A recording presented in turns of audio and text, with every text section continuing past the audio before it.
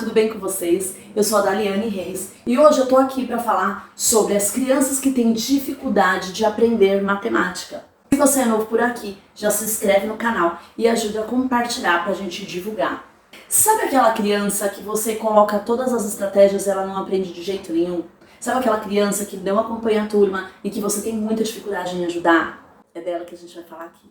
Se você gosta desse tipo de conteúdo, já se inscreve no canal ou procura lá no meu Instagram, @DaliEnsina. Então vamos começar. Saber ensinar matemática para crianças que têm dificuldade de aprendizagem envolve que você busque conhecimento sobre isso e sobre como a criança desenvolve essa habilidade de aprender a matemática. Primeiramente, eu quero te dizer que existem eixos da matemática, conhecimentos amplos que você, professora da educação básica, precisa ter. E que é a matemática no processo de alfabetização.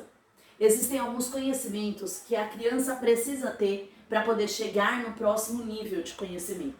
Sem eles, fica muito difícil de aprender qualquer etapa. Por quê? A matemática, ela é uma progressão de conteúdos. Então, ela exige que você aprenda como se fosse uma escadinha. Você não vai conseguir subir a escada logo no quarto andar se você não passar pelo primeiro, pelo segundo, pelo terceiro degrau. Então, é preciso passar por todas as etapas. Quais são os eixos, que devem ser contemplados? Que são os números e as operações. Também existe a geometria, grandezas e medidas e estatística. E a criança, além desses eixos da matemática, ela precisa também ter algumas competências matemáticas. Competências matemáticas, ela requer um letramento matemático, um ambiente alfabetizador, que eu vou falar sobre isso no próximo vídeo, princípios de contagem, para poder constituir a base do pensamento matemático, clareza do sistema de numeração decimal, números e quantidades, 4 operações, senso numérico, tudo isso é a base para aprender a matemática. Quando você recebe o seu aluno e que você percebe que ele está com muita dificuldade, você vai fazer uma sondagem para perceber quais são as dificuldades. Se é falta de estímulo em casa, se é dificuldade de aprendizagem. E aí é fundamental que você saiba identificar onde está a defasagem para trazer o plano de aula de maneira a incentivar ou a reforçar o avanço desse nível que ele está. Como é que você vai trabalhar a matemática nessas situações? Sempre de maneira lúdica, sempre de maneira visual, sempre de maneira onde a criança consiga manipular os objetos e construir o seu próprio pensamento. Então, vamos supor que você fez lá a sondagem e você percebeu que a sua criança, por exemplo, tem um déficit de atenção, Então, como trabalhar com uma criança que tem TDAH? Por exemplo, é comum erros por desatenção, esquecer os números que sobem, os números que pegam emprestado, eles não entendem o conceito ou então não compreendem o mecanismo, ou elas têm dificuldade de lembrar e acabam tendo prejuízo na execução das tarefas. Então, antes disso, é preciso buscar o conhecimento para poder entender quais são as dificuldades e quais as habilidades que elas devem ter, ou que é preciso desenvolver para que ela aprenda. E aí, tudo isso acaba tendo muito prejuízo na aprendizagem. Por quê? Quem faz esse diagnóstico, por exemplo, se a criança tem TDAH, não é a professora. O diagnóstico é clínico. Ele é feito por um médico, neurologista, neuropediatra, uma equipe multidisciplinar avaliando o aluno. Então, existe um tempo até o diagnóstico.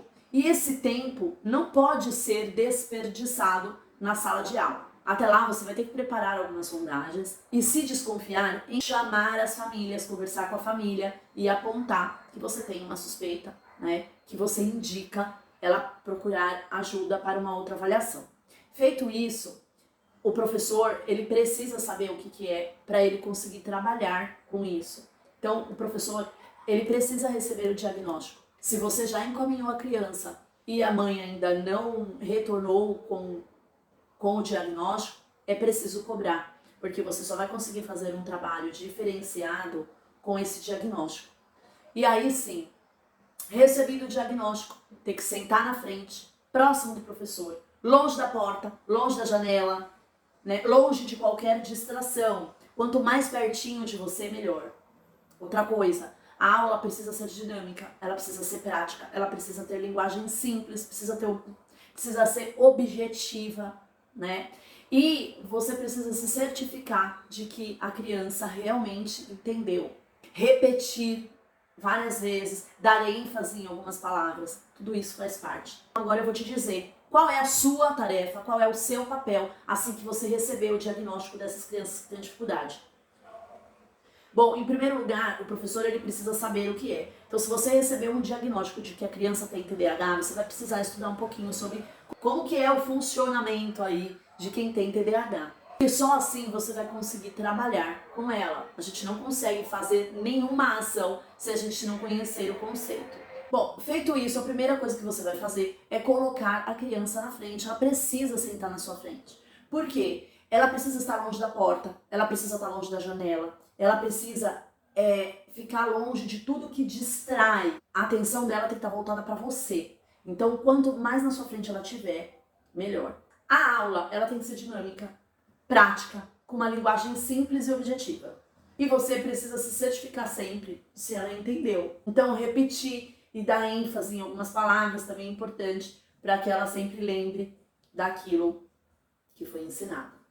Uma outra coisa é fazer perguntas durante a aula. Então, dá desafios, busca motivação, sabe? Estimule o incentivo, elogie tudo isso. Estabeleça regras e rotina. Então, organização do dia, da semana, retomar. Se algo sair da rotina, avisar para que ela possa se organizar, para ela organizar o tempo dela. Outra coisa, orientar os pais para que ela leve para a sala de aula, que ela leve para a escola somente o necessário para que ela não se distraia. Eu tive uma aluna que ela tinha muita dificuldade de concentração, ela se distraía com muita facilidade. Aí ela ia para a escola com 3 estojos rosas, brilhantes, cheio de frique. Ela se distraía muito com isso. Então ela pegava a caneta, mas a caneta tinha brilho, e aí a tampinha tinha flor, tinha estrelinha, e ela ficava em dúvida de qual. Então, tudo isso ajuda a distrair, porque a partir do momento que ela abre, que ela encontra aquela infinidade de possibilidades de deixar o seu caderno lindo, ela fica muito tempo na escolha, né? Então já tá lá, porque agora eu vou usar o rosa, e isso prejudica muito. Então orienta os pais, ó, um estojo simples é um lápis, é uma borracha, é um apontador, sabe? Para que evite que ela se distraia. Outra coisa que você precisa ter em mente é que o ritmo dessa criança é diferente do coletivo. Então pode ser que ela esqueça de copiar algum exercício. Então combinar o tempo com a criança, reduzir a quantidade para que ela faça com qualidade. Se você propôs para os seus alunos 5 problemas de matemática, você pode colocar para ela 2, desde que ela faça bem feito.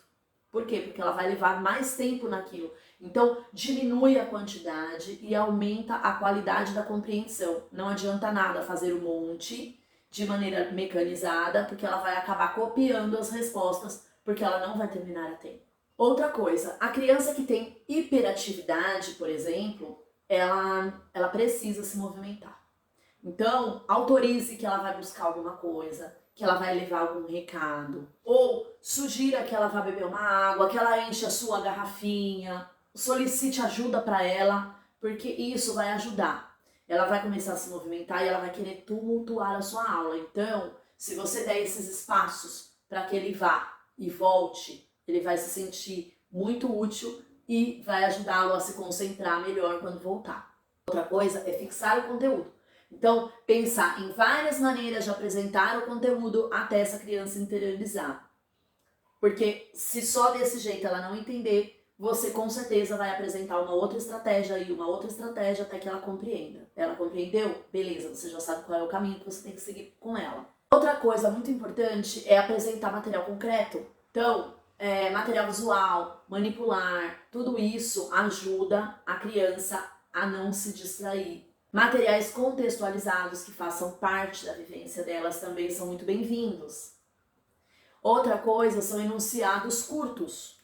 Então, quando a gente faz enunciado curtinho, é só para destacar. Então, assim, quando a gente faz para essas crianças, o enunciado precisa ser curto.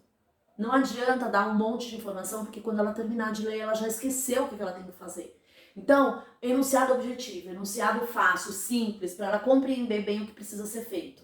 Outra coisa é explicar passo a passo de comando simples. Então, ela precisa fazer o passo a passo, como ela vai fazer. Recursos lúdicos também é uma excelente opção. E o trabalho com jogos, para quem não conhece, eu tenho o MAGE, que é um trabalho totalmente voltado com jogos. Lá eu tenho mais de 40 jogos em PDF, que é super fácil de usar. É só imprimir, recortar e jogar com as crianças. Tem alguns vídeos explicativos que vocês vão conseguir utilizar por várias vezes. Então quem quiser o MAGE, depois eu vou colocar aqui na descrição do vídeo o link para você ter acesso ao MAGE. Outras ideias importantes são recursos lúdicos, como Tangram, que dá orientação de espaço e forma, massinha, para você utilizar peso e massa, amarração com palitos de sorvete, para dar a ideia da unidade, dezena, centena, então você faz as amarrações, eu tenho um vídeo explicativo só sobre isso. Brincar de mercado com dinheirinho de papel, compreender o uso do dinheiro, enfim. Nomear formas geométricas com o uso de caixas de diferentes formas, tudo isso facilita. Você pode também utilizar o papel quadriculado para poder facilitar a escrita e organização dos números, classificar objetos, botões, tamanho, cor e jogos de quebra-cabeça, a hora do rush, tudo isso ajuda também a desenvolver o raciocínio lógico.